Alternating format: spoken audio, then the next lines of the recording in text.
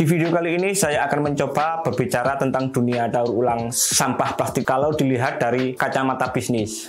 Ada beberapa indikator yang perlu diperhatikan seperti masalah permodalan, masalah segmen pasar, masalah produksi, dan lain-lain. Untuk itu saya akan mencoba sedikit menjelaskan bagaimana sih dunia daur ulang sampah ini bila dilihat dari kacamata bisnis. Tapi seperti biasa kita bumper dulu.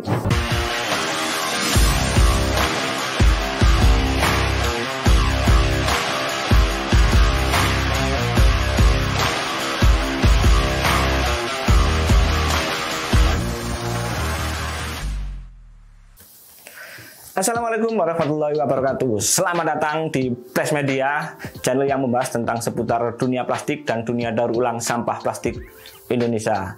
Oke, kita lanjutkan. Kalau berbicara tentang dunia daur ulang plastik yang dilihat dari kacamata bisnis, saya di sini akan mengatakan bahwa bisnis daur ulang plastik ini adalah bisnis yang unik dan sangat menarik. Mungkin ada beberapa masyarakat kita yang beranggapan bahwa industri atau bisnis daur ulang sampah plastik ini adalah bisnis yang kotor dalam arti yang sebenarnya. Terus yang kedua, banyak masyarakat yang belum tahu tentang potensi daur ulang sampah plastik.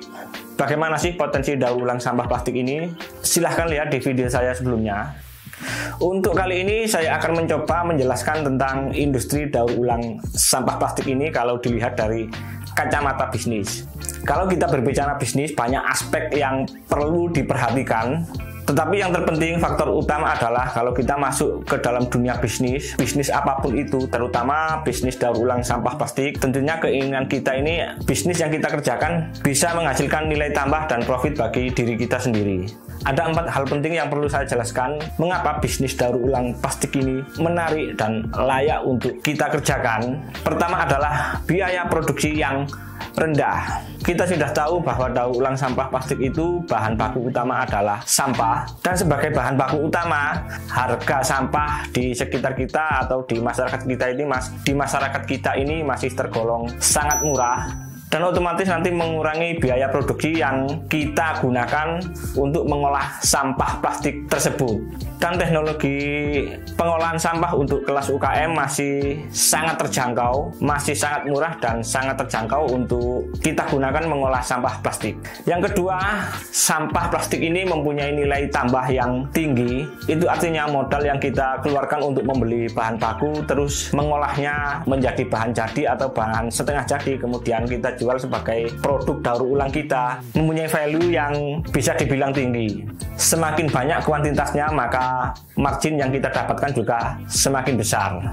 Yang ketiga adalah potensi pasar dari bisnis daur ulang sampah plastik ini masih terbuka sangat lebar dan sangat luas. Bisa saya katakan kebutuhan daur ulang sampah plastik di dalam negeri ini masih cukup tinggi. Dan kalaupun ada beberapa material plastik yang diproduksi untuk diekspor, itu juga kebutuhannya masih sangat tinggi.